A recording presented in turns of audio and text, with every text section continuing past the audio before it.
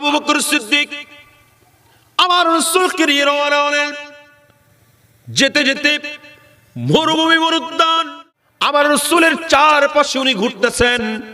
আমার রাসূল জিজ্ঞেস করলেন, হে আবু বকর, তোমার কি হলো আজকে?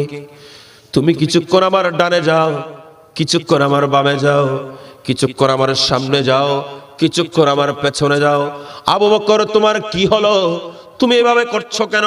আবু বকর সিদ্দিক বলেন, ইয়া রাসূলুল্লাহ, আমি যখন আপনার ডান পাশে থাকি, আমি আবু বকরের মনে হয় আপনার বাম পাশ থেকে কেউ আপনাকে আক্রমণ করছেন। আমি যখন আপনার সামনে থাকি, আমার মনে হয় পেছন থেকে কেউ আক্রমণ করছেন। আমি যখন পেছনে থাকি, আমার মনে হয় সামনে থেকে কেউ আক্রমণ করছেন।